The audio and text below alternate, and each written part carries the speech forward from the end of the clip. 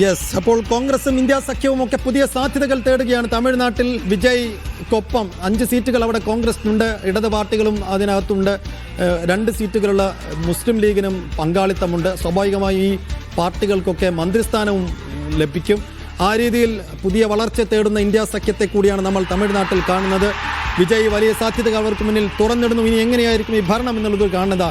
രാഹുൽ ഗാന്ധിയും വിജയും ഒരുമിച്ച് കൈപൊക്കുന്ന, കൈ പിടിച്ച് ഉയർത്തുന്ന ദൃശ്യങ്ങൾ കൂടി നമ്മൾ കാണുന്നു. അങ്ങനെ ആ ചടങ്ങ് അവസാനിക്കുകയാണ്.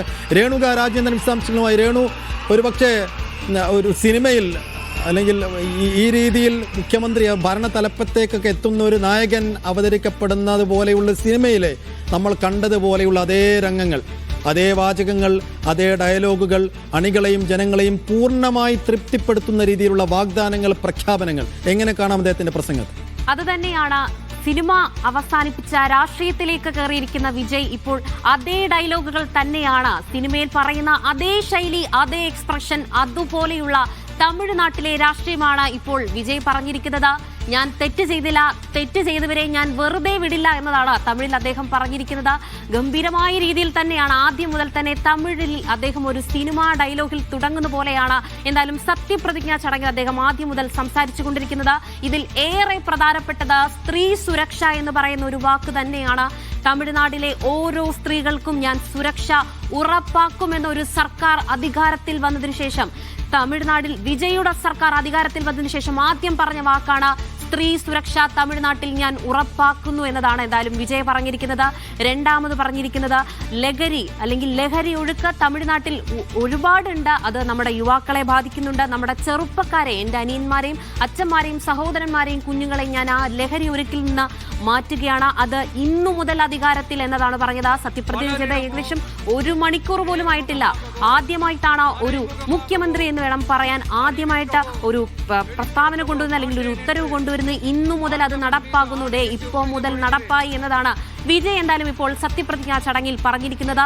അതോടൊപ്പം തന്നെ സ്ത്രീ സുരക്ഷയ്ക്കായുള്ള സ്ക്വാഡ് ഞാൻ രൂപീകരിക്കാൻ പോകുന്നു എന്നതാണ് മനസ്സിലാക്കാൻ കഴിയുന്നത്. എന്തായാലും പോലീസുകാരുടെ സഹായത്തോടു കൂടി തന്നെ അല്ലെങ്കിൽ വിവിധ മേഖലകളിലടക്കം സ്ത്രീകൾക്ക് ഇനി തമിഴ്നാട്ടിൽ സ്വസ്ഥമായി അല്ലെങ്കിൽ വിശാലമായി അല്ലെങ്കിൽ സ്വതന്ത്രമായി ഇനി എവിടെയും നടക്കാമെന്ന രീതിയിൽ ഒരു സ്ത്രീ സുരക്ഷ അവിടെ കൊണ്ടുവരികയാണ് വിജയ്. രാത്രിയെന്നോ പകലെന്നോ ഇല്ലാതെ സ്ത്രീ സുരക്ഷ അവിടെ നടപ്പാക്കും എന്ന് തന്നെയാണ് മനസ്സിലാക്കാൻ കഴിയുന്നത്.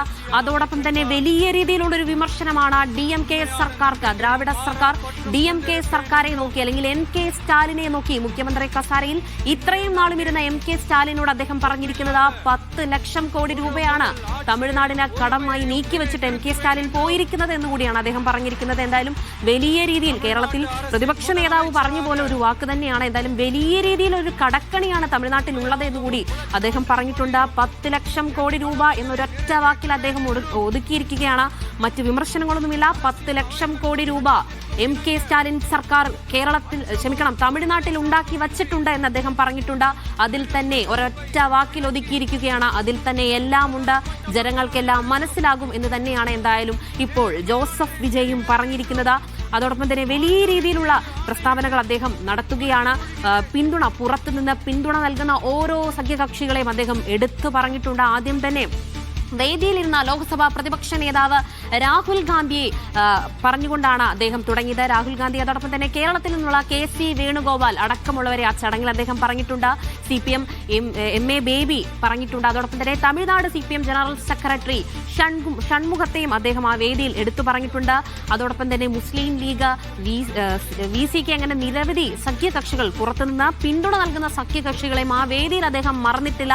അതോടൊപ്പം തന്നെ ഞാൻ പറഞ്ഞതാണ് ചെയ്യുന്നത് മാത്രമാണ് പറയുക എന്നൊരു ഡയലോഗിന് സമാനമായ രീതിയിലാണ് തമിഴ്നാട്ടിൽ അദ്ദേഹം സിനിമകൾ, ഇത്ര നീണ്ട വർഷത്തെ തമിഴ് രാഷ്ട്രീയത്തെ അല്ലെങ്കിൽ തമിഴ് സിനിമയിലെ പല ഡയലോഗുകളും അദ്ദേഹം അവിടെ ഉപയോഗിച്ചിട്ടുണ്ട്. സിനിമ ഇനി ജീവിതമാകാൻ പോകുന്നു, രാഷ്ട്രീയമാകാൻ പോകുന്നു. ഇനി തമിഴ്നാടിന്റെ മുക്കിലും മൂലയിലും വിജയ് പറഞ്ഞ ഓരോ ഡയലോഗുകളും മുഴങ്ങി കേൾക്കാൻ പോകുന്നു എന്ന് വേണം എടുത്തു പറയാൻ. എന്തായാലും വിജയ് കൊടുത്തിരിക്കുന്ന ഓരോ ഉറപ്പ്, ഇത് ഞാൻ ദേവൻ മേലെ ആണയിട്ട് എന്നൊരു വാക്കാണ് അദ്ദേഹം പറയുന്നത്. ദൈവത്തിന്റെ മേലിൽ ഞാൻ സത്യമിട്ട് പറയുകയാണ്, ഇത് എന്റെ സത്യമാണ്, ഞാനും തെറ്റ് ചെയ്യില്ല, എന്റെ കൂടെയുള്ളവരെയും തെറ്റ് ചെയ്യാൻ അനുവദിക്കില്ല, തെറ്റ് ചെയ്താൽ അവരെ കർശനമായും ഞാൻ വിലക്കും, അല്ലെങ്കിൽ അവർക്കുള്ള ശിക്ഷ ഞാൻ നൽകുമെന്നതാണ് അദ്ദേഹം പറഞ്ഞിരിക്കുന്നത്. ആദ്യമായിട്ടാണ് ഒരു സർക്കാർ അധികാരത്തിൽ വന്ന് ജനങ്ങളോട് ഇങ്ങനെ തുറന്നു പറയുന്നത്. ജനങ്ങളുടെ വാക്കുകൾ, ഓരോ മനുഷ്യന്റെയും, അവിടെ ഇരിക്കുന്ന ഹരിതകർമ്മ സേന അടക്കമുള്ള അംഗങ്ങളുടെ ഓരോ വാക്കുകളാണ് അവിടെ വിജയ് പറഞ്ഞിരിക്കുന്നത് എന്നതാണ് ഉറപ്പ്. ആ വേദിയിൽ താരപ്രഭകൾ മാത്രമല്ല, അല്ലെങ്കിൽ പ്രമുഖർ മാത്രമല്ല, വിജയുടെ താഴെത്തട്ടിലെ ജനങ്ങൾ വരെ ഉണ്ട്. കരൂർ ദുരന്തത്തിലെ ഓരോ അമ്മയും അച്ഛനും കുടുംബാംഗങ്ങൾ അവിടെയുണ്ട്. ഹരിതകർമ്മ സേനയിലെ അംഗങ്ങളുണ്ട്. മരം മുറിക്കുന്ന ഓരോ കുടുംബത്തിലെ അംഗം പോലും അവിടെയുണ്ട്. മത്സ്യത്തൊഴിലാളികൾ അവിടെയുണ്ട്. വിജയുടെ ഈ വിജയത്തിന് പിന്നിലുള്ള ഓരോ മനുഷ്യരെയും വേദിയിലെത്തിക്കാനും ആ മനുഷ്യൻ മറന്നില്ല എന്ന് വേണം എടുത്തു പറയാൻ. എന്തായാലും വിജയ് ഗംഭീരമായ ഒരു സത്യപ്രതിജ്ഞ ചടങ്ങ് അവിടെ നടത്തിയിരിക്കുന്നു. തമിഴ്നാടിനൊരു രൂക്ഷ വിമർശനം അദ്ദേഹം ഉന്നയിച്ചിട്ടുണ്ട്. MK സ്റ്റാലിനാണ് ആ വിമർശനം ഉന്നയിച്ചിരിക്കുന്നത്. സ്ത്രീകളുടെ സുരക്ഷ അവിടെ പറഞ്ഞിരിക്കുന്നു. അതോടൊപ്പം തന്നെ ലഹരിയുടെ ഒരു ഒഴുക്ക് സംസ്ഥാനത്ത് കുറച്ചിരിക്കും. അത് ഇപ്പോൾ മുതൽ ഞാൻ ചെയ്യാൻ പോകുന്നു എന്നതാണ് വിജയ് പറഞ്ഞിരിക്കുന്നത്. അതോടൊപ്പം തന്നെ പിന്തുണച്ച ഒരു സഖ്യകക്ഷികളെയും മറന്നിട്ടില്ല എന്ന് കൂടി പറയാൻ. എന്തായാലും വലിയ രീതിയിലുള്ളൊരു ചടങ്ങാണ് ഇപ്പോൾ അവസാനിച്ചിരിക്കുന്നത്. 9 MLA-മാരും എന്തായാലും സത്യപ്രതിജ്ഞ ചടങ്ങ് ഇപ്പോൾ അവസാനിച്ചിരിക്കുന്നത്. അതിൽ ഏറ്റവും എടുത്തു പറയേണ്ട ഒരു കാര്യം, എന്തായാലും ഈ ദിവസം വിജയുടേതാണ്. ഇന്ത്യൻ രാഷ്ട്രീയത്തിൽ, തമിഴകത്ത് മാത്രമല്ല ഇന്ത്യൻ രാഷ്ട്രീയത്തിലെ തന്നെ വിസ്മയമായി സി ജോസഫ് വിജയ് മാറുകയാണ്.